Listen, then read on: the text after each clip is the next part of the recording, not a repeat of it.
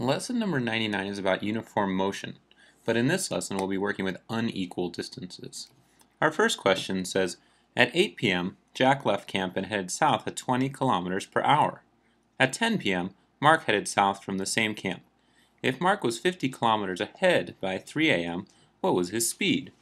So in this one, we can draw a picture. Jack left camp and headed south at 20 kilometers per hour. So he's going south, and he's going at 20 kph, kilometers per hour. Then Mark left camp from the same spot, and he was going at a different speed. We don't know what that speed is, but what we do know is that he was 50 kilometers ahead by 3 a.m.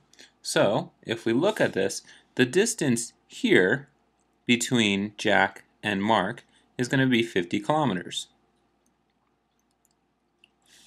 Let's go ahead and put some labels to all of our information. On the left we have the distance of Jack, d sub j, and then on the right we have the distance of Mark, d sub m. Now if we want to go ahead and work through this problem, what we know is the distance of Jack, d sub j, plus 50 is going to equal the distance of Mark. Now we can work with some familiar formulas in order to solve this. What we know distance equals rate times time. So the rate of Jack times the time of Jack plus 50 is going to equal the rate of Mark times the time of Mark. And now we can go ahead and solve through. Information that we have. Well, the rate of Jack is 20 kilometers per hour, so we can substitute that value in. The time of Jack. Well, it said Jack left at 8 p.m. and then Mark was 50 kilometers ahead by 3 a.m. Well, 8 p.m. to midnight is 4 hours, plus 3 more hours is 7 hours. So the time of Jack must be 7 hours. Plus 50 equals the rate of Mark, that's what we're trying to find, what was his speed for Mark, times the time of Mark. Well, Mark left at 10, and from 10 p.m. to 3 a.m. that's a total of 5 hours. So now we can substitute that value in to solve. Now we've just got a math problem to work through.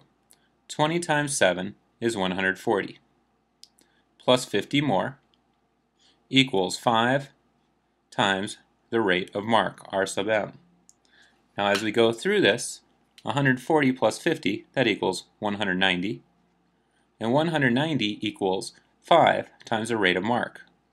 In order to solve this, let's divide both sides by 5. Divide by 5, divide by 5 in order to get our answer. These 5's cancel out. And when we do 190 divided by 5, we figure out what the rate of Mark will be equal to. What is 190 divided by 5? Well, 190 divided by 5, if we were to look at that here, you might have it with mental math, you might not. 5 goes into 19 3 times, that's 15, with 40 left over, and 5 goes into 40 8 times. So we've got our answer of 38. The rate of Mark, r sub m, is equal to 38, and we've got to have a label, because we've got a word problem. What was his speed?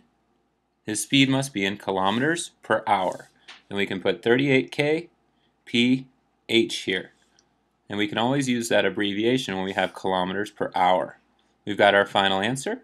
We can go ahead and box it, and we can move on to the next question. The key thing about this one was drawing our picture so we could see those unequal distances and how to form an equation from that. We've got one more problem today. Let's look at our next one. Harry and Jeanette jog around a circular track that is 210 meters long. So they're going around their circular track. This circular track is 210 meters long. Jeanette's rate is 230 meters per minute, while Harry's rate is only 200 meters per minute. In how many minutes will Jeanette be a full lap ahead? Well, if we want to figure this out, we can draw a picture like we did on the last one. Using this circular drawing is a little bit tricky, so let's straighten it out. Let's say the distance of Harry, d sub h, okay? The distance of Harry, he's jogging, he's going to go a certain distance. Then the distance of Jeanette, d sub j, for the distance of Jeanette. Now, Jeanette's rate is 230 meters per minute, while Harry's is only 200 meters per minute. In how many minutes will Jeanette be a full lap ahead? So if she's a full lap ahead, she's going to be way ahead of Harry. So we're going to have to add some number onto Harry's distance.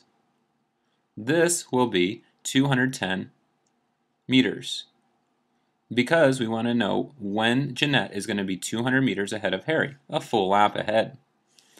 Let's write in what we know. What we know is that Jeanette's rate is 230 meters per minute,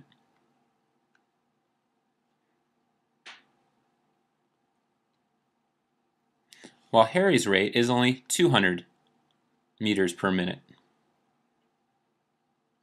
In how many minutes will Jeanette be a full lap ahead? So in this one, let's write out our equation. The distance of Harry plus 210, and you can see that right here, will be equal to the distance of Jeanette. Now that we have this, we can rewrite, because we know the distance of Harry is equal to the rate of Harry times the time of Harry plus 210, which is going to equal the rate of Jeanette times the time of Jeanette. Now let's substitute the values we know in. The rate of Harry is 200 meters per minute. So we've got 200 meters per minute times the time of Harry. We don't know the time yet. We'll talk about that in a moment. Plus 210 will equal the rate of Jeanette, which is 230, times the time of Jeanette. Now in the problem, there's nothing about time, except for the fact that they start together and they end together. So the amount of time they spend running is the same. So we can say the time of Harry is equal to the time of Jeanette. And that's nice. We've written in the time of Jeanette here. Since we know the time of Harry equals the time of Jeanette, let's substitute in the time of Jeanette for where we saw the time of Harry. Then we can solve. We can solve first by moving the 200 times the time of Jeanette to the other side of the equation. So we're going to get 210 is equal to, when we subtract 200 from 230, we're left with 30 times t sub j. Now we can solve this in one step. Let's erase so we have some room. The one step that we're going to use to solve is this. We're going to divide both sides by 30. And when we say 210 divided by 30, that's going to be equal to the time of Jeanette. 210 divided by 30 is the same as 21 divided by 3. Both zeros cancel. So we're left with 7. 7 equals the time of Jeanette. We should be specific here, and we should say what our label is. It's 7. In our last problem, it would have been hours for our time, but in this one, it's minutes. So we've got to be specific. So 7 minutes is our time for Jeanette. That's how long it will take her to be a full lap ahead. We've got our final answer. We can move on to our next question. We'll look through more of these problems during our lesson practice on page 420. Make sure you've got your notes complete, and I'll see you during our next class.